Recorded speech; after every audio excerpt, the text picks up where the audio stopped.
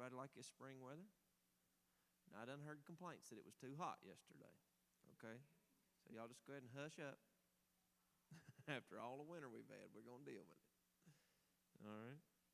Rachel made it back safely. She had quite the trip. I hope you got to see some of the pictures, and she'll tell tales, I'm sure, for a long time. For many days to come, she'll tell tales. And you need to talk to her about them, too, if you get an opportunity, because trips like that are life-changing, and you can see also what you gave into when she went on the trip. And that's what's the neat part about the kingdom of God is anybody that partook in that, whether you prayed about it, the trip going, or if you donated anything from monetarily to actually just encouraging words, you will receive a form of harvest, okay? We're in Revelation. We'll go ahead and pick up again. We're at chapter 6. We have made it to the point of the seals. Now, know that this is what's to come, right? After chapter 4, you're in everything that is to come, correct?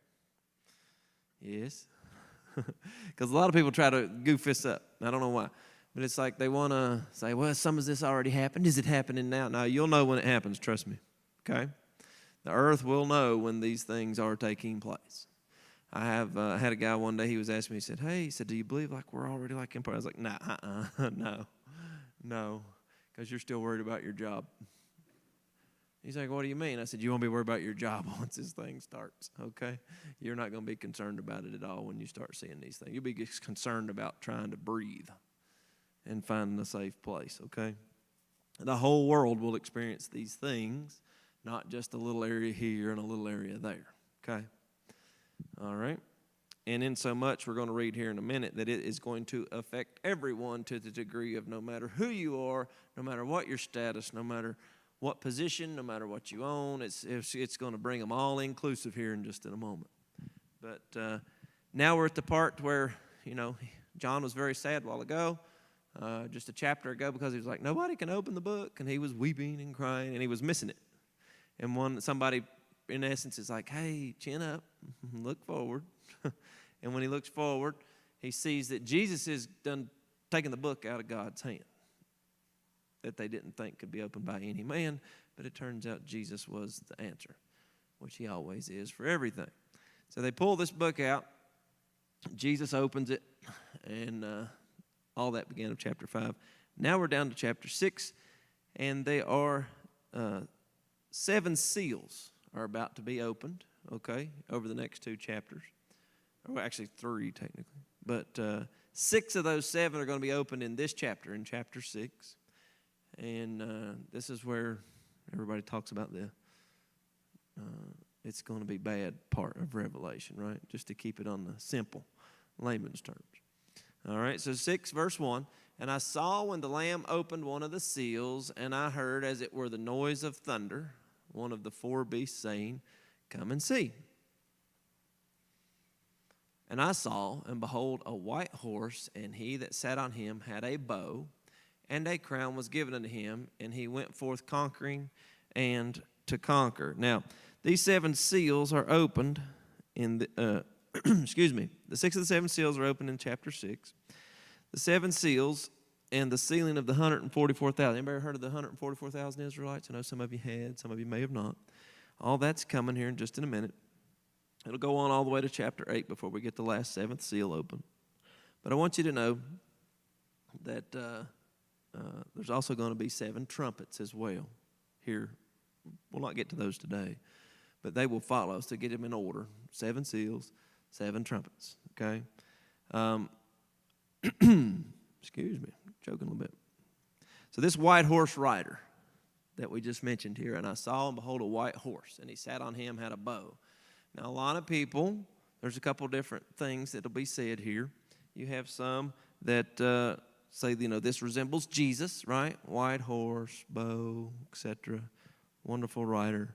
In essence, it would almost be considered angel of light in a sense because it's so bright and nice. Okay? But the other horsemen in this chapter, if you look at them, pretty much all relate to something bad. War, famine, death. Now, this has been taken in some aspects that the first rider is Jesus, because he got a bow, but he doesn't have, arrows mentioned or anything to impel you with. They're like, well, this is Jesus going forth and preaching the gospel prior to this other bad stuff coming, right? And it's said that he's going across the whole earth to conquer people's hearts with the message of his sacrifice for mankind's sin. Okay? Others also think it's possible that it's someone like the Antichrist. Okay? Someone who has transformed himself into an angel of light, but ushers in the other three horsemen of war, famine, and death. Now, in my experience in life, I have noticed that most of the time, someone comes with a really great thing. And they're like, this is awesome. You need to take part in it. And then you get scammed. You ever had that happen? Yeah, they say I've seen it many times. So, it's undecided yet whether it's not specific either. But it appears that this rider comes in and he's having at it. And there's nothing great about it. It just says it's unique. He was given a crown, okay?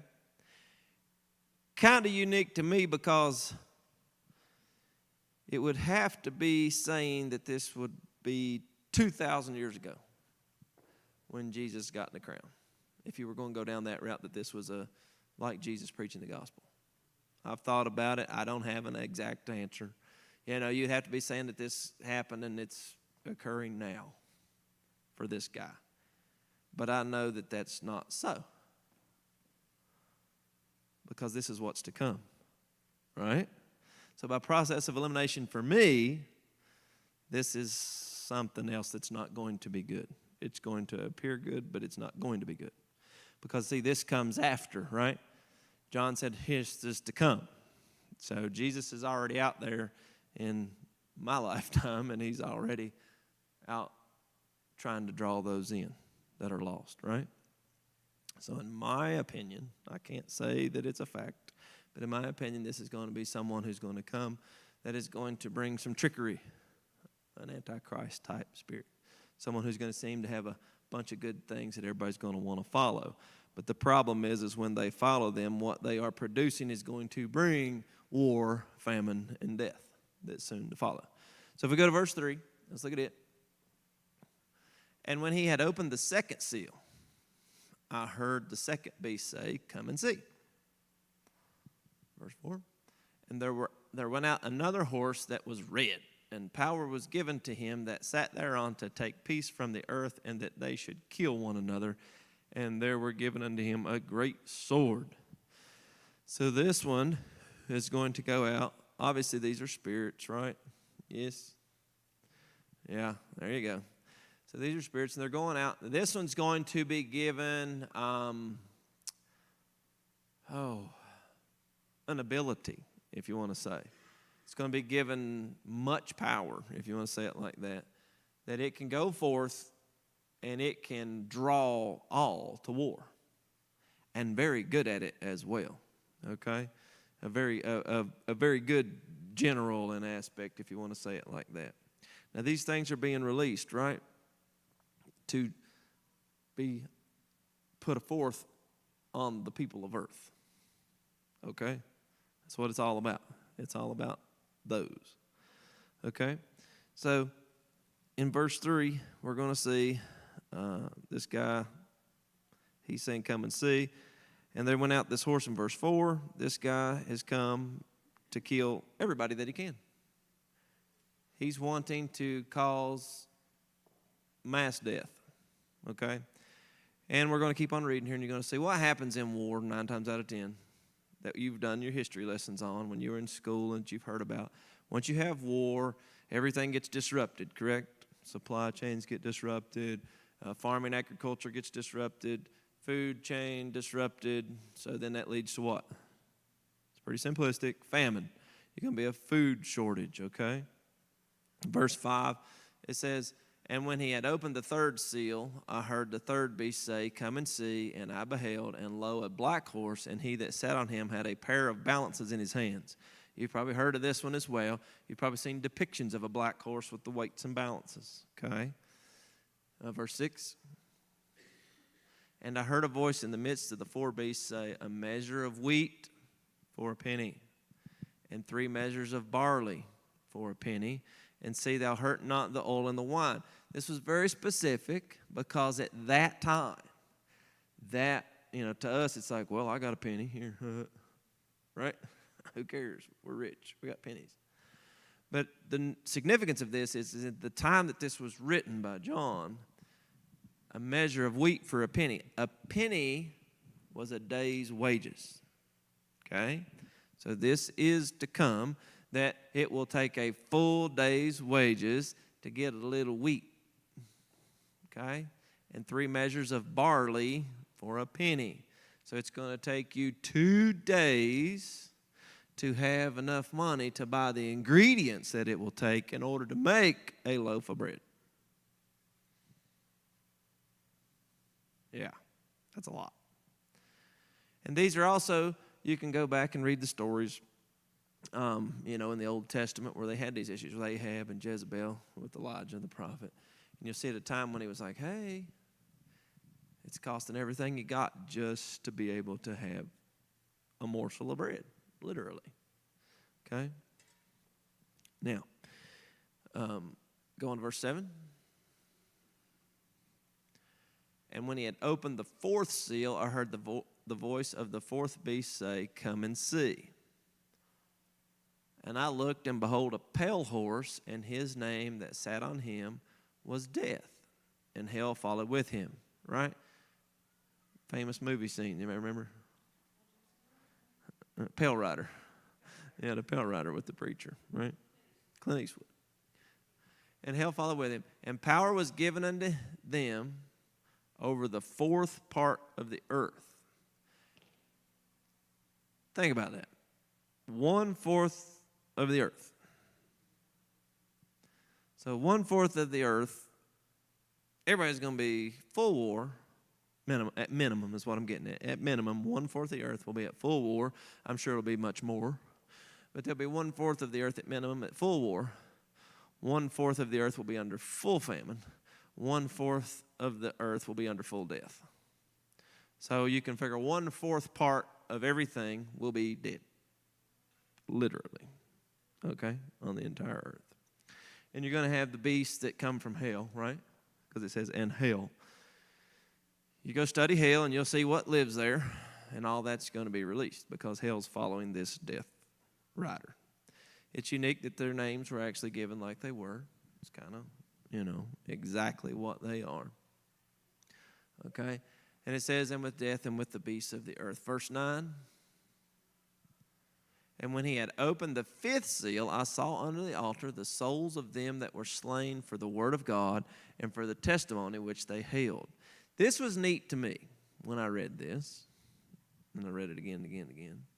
It's unique to see that here are spirits or souls, if you want to say it, of those that were believers, okay, that have died, and they are praying.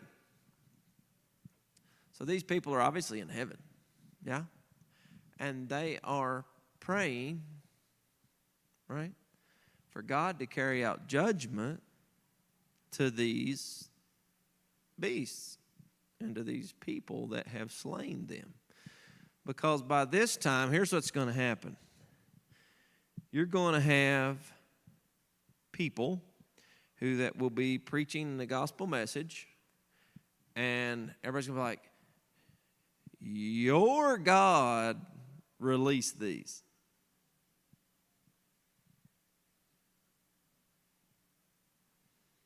Think that'll get you killed? Your God. Now, that's what's unique. It's like, and they wrote a book, and everybody's been reading it, and y'all still aren't paying attention to what's happening. That's what's going to be the storyline if you're still here, right? If you've lived. Because it's really unique to think that everybody's going to see this stuff happening. And there's going to be a book that's a couple thousand years old, right? In essence.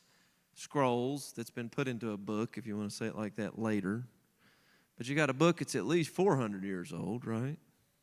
if you go with King James, right? And they're going to be laying everywhere, and everybody's going to be reading them, and like, oh. Yet they're still going to try to not conform to it or transform to it, if you want to say it like that. This is going to be playing out right before their eyes. But they're going to be so mad about it and still not turn their heart towards God that they're going to be like, we can stop it. Now, this is where a lot of Christians are in their walk, as if they can stop it. You can't stop this.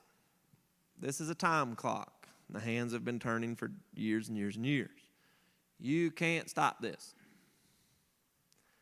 This is a thing, system, kingdom that's been put forth, and there's no stopping it. And there's going to still be a group of people like, we can hold back the hands of God, literally, is what they'll be pushing. Because they're going to look and they're going to see these things happen, and they're going to say, yep. So in essence, they're almost fully agreeing that God exists, right? And that Jesus, in essence, has turned this loose because he's the only one that could open the book. And they're going to be reading this stuff, but they're going to be reading it from behind the game. They're going to be reading what has happened, yet they still won't go forward and push forth to believe. You can believe in Jesus and not be saved. 100%. There's going to be thousands, millions of people that are going to be believing in what they're seeing with their eyes, and it's happening right before them, but they still will not surrender to him. It's like, how stupid can you be, right? Because they still want the pleasure of this world. If we could just overcome God, we could have it our way, is what, in essence, they'll be saying. Because they're going to be agreeing that God exists. You see that? They're going to be agreeing that he exists because they're going to be like, it's your God's fault, which is saying that my God's alive. He's not dead. Right? And then you say, and by then, everybody will be coached up pretty good in the aspect of God, his son, Jesus, right? Holy Spirit. And they're going to be like, your guy is the one that released this mess on us. So you're against me. Easy to make war that way, isn't it? Real quick. So they're going to start killing each other pretty fast because of hatred and not getting what they want. Okay, so that's going to happen relatively fast. A little sidebar note just to kind of get it going. Okay, and then he goes and says in verse 9, and when he had, I opened the fifth seal and saw the altar of the souls. These souls are going to be praying. They're going to be like, hey, when are you going to avenge us in essence? Please, end this thing. I want to see these spirits brought to justice because, guys, these spirits have been doing this since the beginning of time. The moment sin was conceived, right? And the moment the act was taken care of, all of a sudden these same spirits were what? Sin is what released them. You see that? Sin is what allowed them to take place. Death couldn't enter this world until someone sinned. Then death had to occur because there had to be a sacrifice, right? Adam and Eve didn't even understand that at the time. But see, God did what? He took animals, killed them, took their skins, right? And began to clothe them. Something had to die to cover the sin. See the symbolicness? Yeah, so the innocent had to die who had done nothing wrong to cover Adam and Eve's sin because now Adam and Eve could see that they were naked. So the only way that they could come back out into the open was to be covered. What a type and shadow. Yeah? From the very, very first story, Genesis. How unique. And the same thing goes all through time. You couldn't come back to God into the open spiritually, if you want to say that way in the Old Testament, unless what happened? He went before the priest with the sacrifice, and they killed it, and they put it on the altar, and and we go on and on and on. Same thing. Okay? So, you can see how sin releases death, literally. Right? Which goes right along with all your scripture that you know, right? It doesn't tend towards death. It doesn't lead to death. The moment something sins, something's got to die to cover it. Okay? Now, let's relate that to your life. You can be born again. You can be saved. You can be washed in the blood of Jesus, and you can be righteous in your spirit, man, before God. But when you get out here and take part in sin, something's got to die. Not spiritually, but in essence, what happens is something gets taken away from your life. When you yield to sin, either something's to take away from your flesh, or something gets taken away from what? Your mind. What's being taken away? You got to think about it. Your ability to operate with a pure conscience. I did bad. Now, it has no reflection on your spirit, man, which is what's unique. But it's got full reflection on how you correspond to friends, neighbor, your church family. See, gossiping is one of the big ones, right? That one, he's always against that one, right? Because you take part in saying something, all of a sudden, tomorrow you can't hardly talk to somebody with a good, clear conscience. Even when you say, Lord, forgive me. None of that affected your spirit, man. But, man, it had war on your conscience. And it had war. And what happens is eventually that sin will manifest in the flesh, won't it? It starts as a seed, and then when you dwell and dwell and dwell. And it could be any sin. You pick it. Some manifest quicker than others. Right? And that's why we see things in our life. The anxiety. You know what anxiety comes from? Huh? Afraid you're going to be seen doing whatever, or failing, or whatever, or whatever, or whatever, or whatever, which is all just simply what? Unbelief that God has got you. And you got to do it yourself. And when you're doing it yourself, you have definitely not entered into His rest.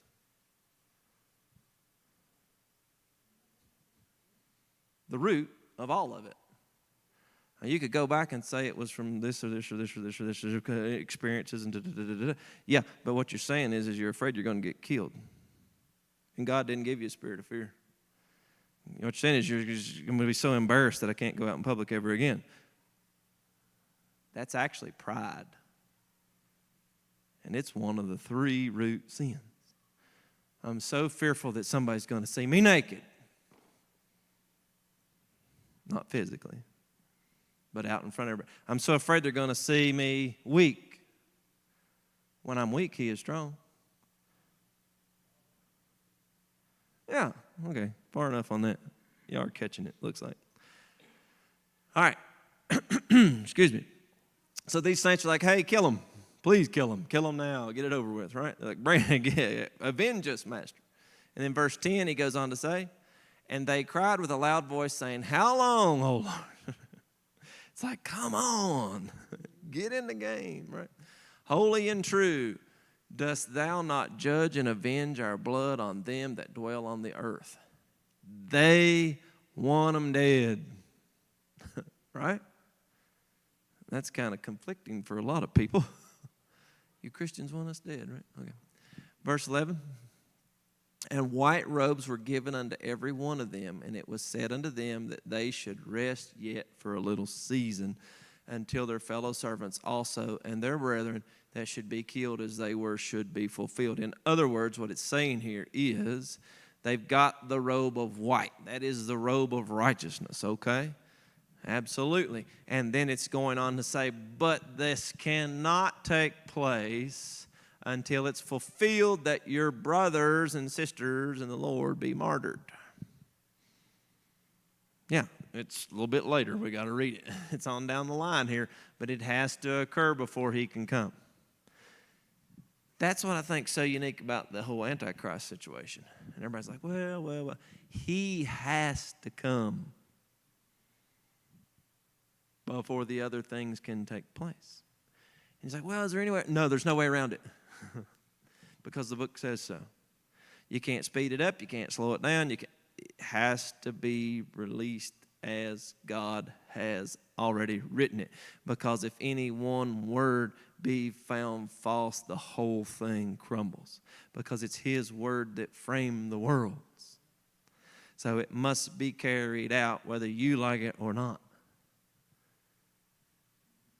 When we don't like something that we find, we should go, sorry about that, Lord. This is what you say has to happen, and I'm going with it. And that goes all the way back to the point of what? Salvation. Right? And I have to align with what this says, not with what I desire. Okay? I mean, I desire good things, but his plan's better than mine. Huh? All these people are going to die. It's going to be terrible. It's going to be all this is going on. But his plan's still better than mine. See, if he went with what they wanted and he started just wiping them out, it would mess up the entire redemption of man. Wow. Think about that. Okay. Verse 12. And I beheld when he had opened the sixth seal, and lo, there was a great earthquake, and the sun became black as sackcloth of hair, and the moon became as blood. You're not going to miss that. It's not just going to happen on the southern hemisphere, right? It's going to happen all over, okay? Everybody's going to see this happen. This earthquake, when he says great earthquake, what we're getting ready to read is to put it in, he says great earthquake, but he's getting ready to describe this great earthquake. And then I'm going to try to bring it out in a way that you can be like, wow, that's going to be a lot. Okay? Verse 13. And just know we're already through 6 of the 7 seals. But we're not going to hit the 7th one for a long time because a lot happens on this 6th seal. And the stars of heaven fell unto the earth, even as a fig tree casteth her untimely figs when she is shaken of a mighty wind. I know last night we had quite the wind and rain at the house, and it was kind of unique, reading this and then see it happen effective immediately.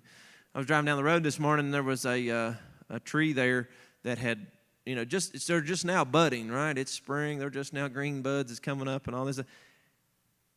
50% of its buds were laying on the ground in the road. I mean, it just got hammered with rain.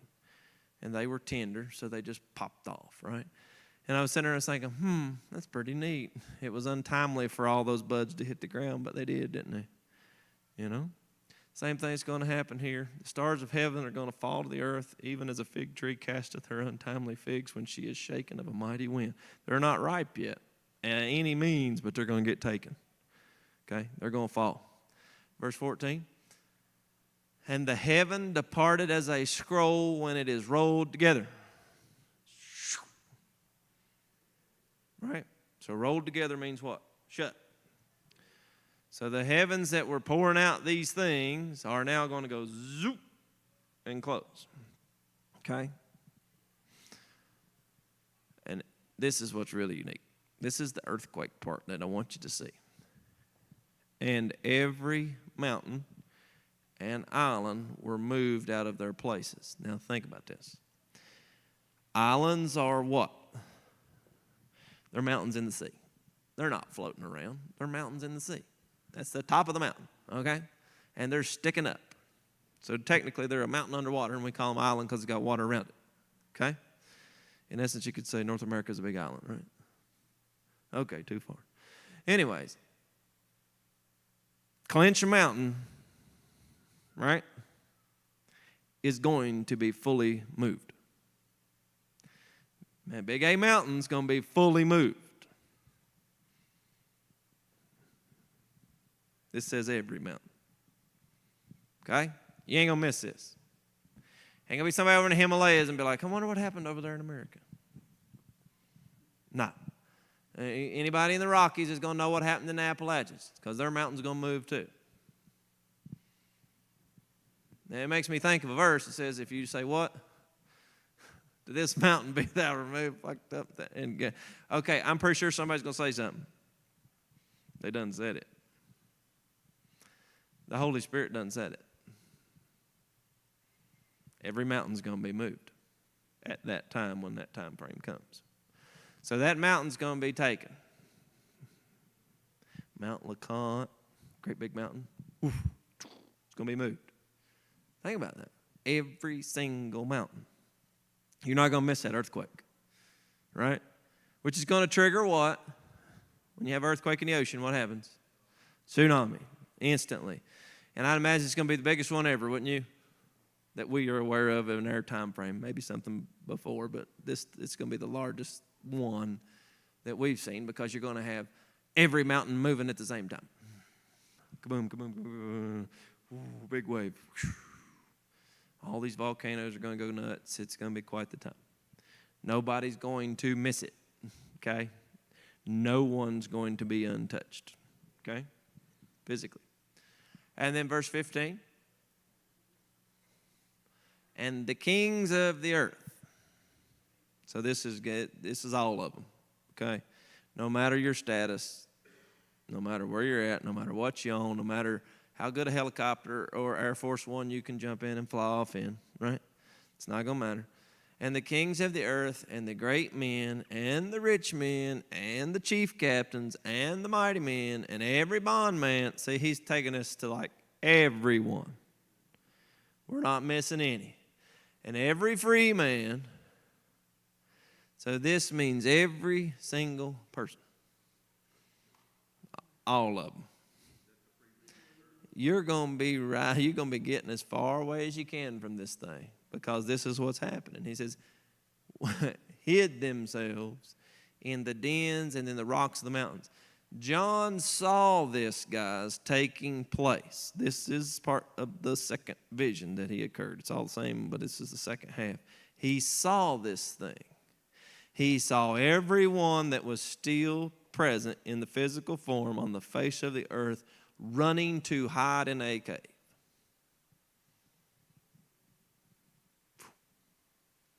They want to get away as far away from each other as they can. They want to get away from every building, because they're just probably going to be turmoil anyways, right? Because an earthquake of that size is probably going to bring down anything that man's built. Okay? And they're going to hide themselves in the dens and in the rocks of the mountains. Verse 16. And said to the mountain, once they got in it, man's going to be saying this to the mountains.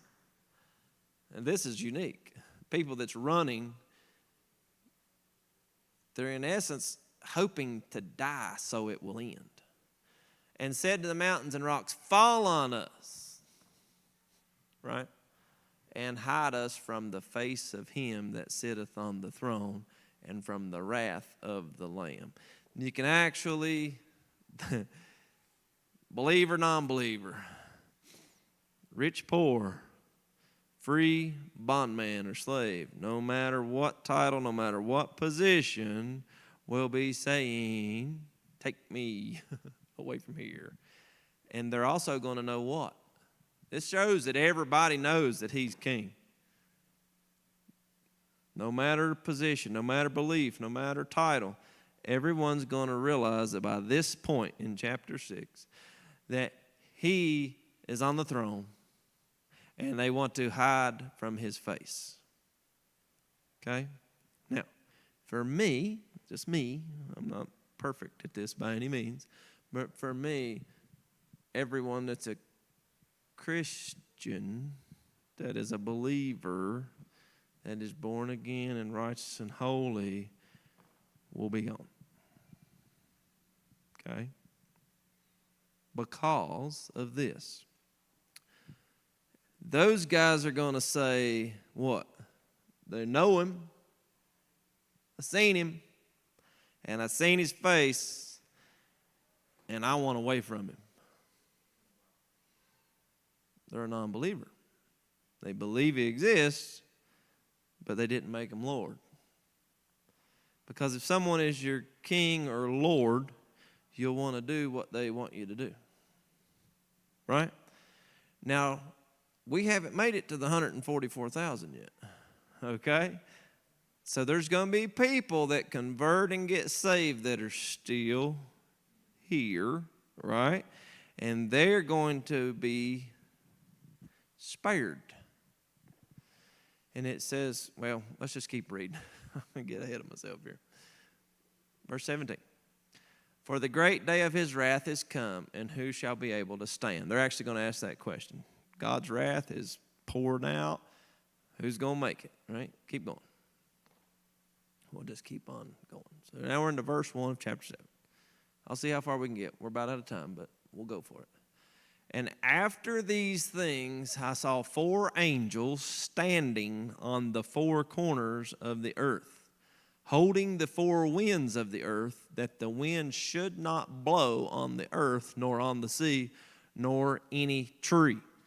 Now, if you take the wind away from this world, the seas are going to go flat. So there will be no ships moving left to right, right to left, right? And as far as a wind situation. Now, granted, we have nuclear ships and we have ships that run on diesel fuel and we have all kinds of really unique stuff. But I would say after that last earthquake, most of it, once it runs out of the tank load of gas that's in it, it ain't getting any more. Things are going to start returning back, in essence. All the infrastructures will be destroyed. The war that came a while ago killed a quarter part of the earth. Remember that part? So just to go ahead and start canceling all the things that you're trying to think of that's going to still be going on. Okay? Because we got all the way to the point that the richest of the world were running in caves saying, please, mountain, fall on me and kill me and hide me from his face that sits on the throne. So just go ahead and remove all that stuff that you're thinking that, well, they'll get going again. No, that's all gone. To the point that the angels are going to hold the wind. No more wind. Okay? The trees, the leaves won't even shake on them of what's left, right? Have you ever been on a sunny day when there is absolutely zero wind? Kinda. Those days, and it's just, especially the summer ones, when it's just hot and muggy and it's just, it's like, boy, I'd die for a breeze, right? Y'all have been there. It's very, very rare, though, right? It's very, very rare. Well, it's going to happen constantly once this occurs. Okay. Verse 2. And I saw another angel ascending from the east, having the seal of the living God, and he cried with a loud voice to the 4 angels to whom it was given to hurt the earth and the sea. Now he's told to hurt it, literally. Verse 3. Saying, hurt not the earth, neither the sea, nor the trees, till we have sealed the servants of our God in their foreheads. So, verse 4. And I heard the number of them which were sealed, and there were sealed 144,000 of all the tribes of the children of Israel. Now you need to have some, if you don't know, you need to search out the tribes of Israel. It's just a good study. And you can see that there's 12, right? Remember? Because we were talking about the 24 elders earlier. We're 12 apostles plus the 12 leaders of the tribes. Now, these guys were all children, right, of Jacob, or Israel, you would say. Y'all remember the stories of Jacob and Rachel and Leah? You remember those stories? They're still playing out. Still right here. God's the same when? Yesterday, today, forever. This is forever. Okay? This is down the road. All right? So the 144,000 of all the tribes of the children of Israel, verse 5. Of the tribe of Judah were sealed 12,000. Okay, that was one of the sons, right? Of the tribe of Reuben were sealed 12,000. Of the tribe of Gad were sealed 12,000. He's naming the sons here, okay? There's only going to be one change here in a minute. Verse 6. Of the tribe of Asher were sealed 12,000. Of the tribe of Naphtali were sealed 12,000. Of the tribe of Manasseh were sealed 12,000. Of the tribe of Simeon were sealed 12,000. Of the tribe of Levi were sealed 12,000. Of the tribe of Issachar were sealed 12,000. Of the tribe of Zebulun were sealed 12,000. Of the tribe of Joseph were sealed 12,000. Of the tribe of Benjamin were sealed 12,000. Verse 9. That's at a stopping point because we're really out of time. But what I want you to know is we'll pick up here next week. But what I want you to see is those that were converted, that became Christian, of the 144,000. Each were sealed of different tribes. If you can remember, one of the brothers, Joseph, wasn't mentioned. You just notice that? Right? Ain't that neat? Well, but Joseph's sons were mentioned. If you go back and look, Jacob actually referred to Joseph's sons as his own sons, if you go back and read the stories. That's just a tidbit of information that I found that's really unique.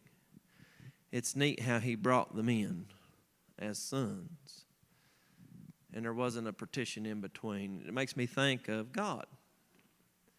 It makes me think of Jesus, because he took them, even though they were blood lineage, and he brought them in and he made them his sons, and they carried out just as they were sons. And it's really unique here that it's the same thing. They're getting acknowledged as the leaders of the tribes. It's really, really good little study. You'll enjoy it. But at this point, quite a bit will have occurred. And as you can see, we're only in chapter 7, right? It goes all the way to chapter 22. So a whole lot more stuff's going to happen. But by now, chapter 4, we said this was the beginning of what's to come. It was pretty fast how it worked out. So we've made it down to here, and we'll do some more. We'll keep going. We're going to hear about robes and crowns and all kinds of fun stuff going forward. Now, just to make sure that we keep our mind in the right place, to those that read and study, it said, remember, back at the beginning of the book, to those that read and study, this is supposed to bring more what? Grace and what? Peace. If you aren't catching this in a way that it makes you feel more grace and more peace, you're not taking it right. Okay? Not saying it should be lighthearted, but it should be known that, hey, this is God's word, and this is what's going to happen. And I don't have to wonder what's going to happen. I know what's going to happen. That brings me back to this. Do you know that you know that you know? And that's when you'll know that no, it's not because of what I did, it's because of what he did. Because of what he did is why I am what I am. Okay? Not because I done something. Right? Only thing that I did was what? Believed what he said. And he said, those that call upon the name of the Lord shall be saved. Yeah? Right? Because even if you go back and study this out, even the rich men and the bond men and the free men and the slave men and all the men and every man and all the men, they still didn't cry out to God. They cried out under the mountain to kill them.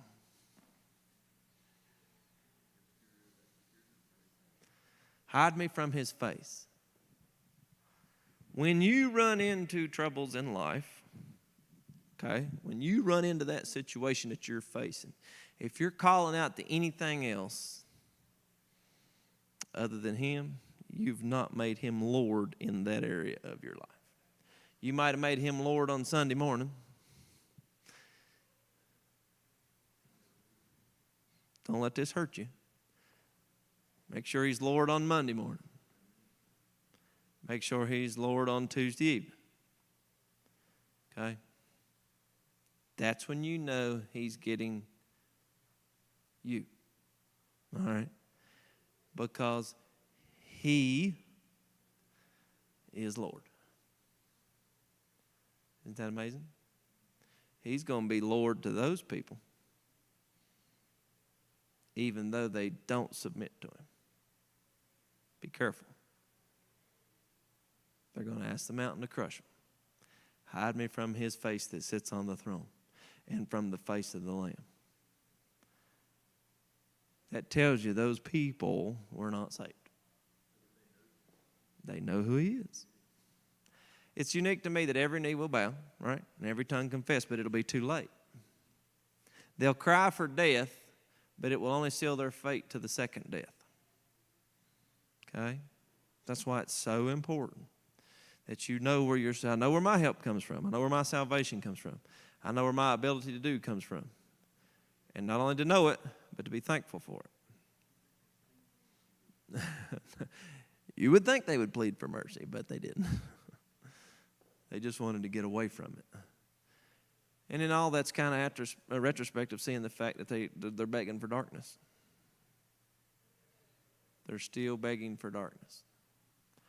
And it's really unique. You'll get what you speak, and they're going to get what they ask for. Okay? That's why the power of the tongue is so amazing. Yeah. Yep. And then you also see in that moment, when they're crying out to the mountain, the abundance of the heart, the mouth speaks.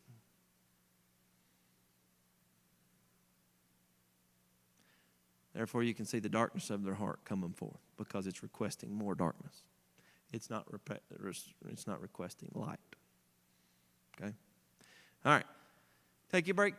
Go out. Have a good time. We'll pick up next week when he says, after this, I saw.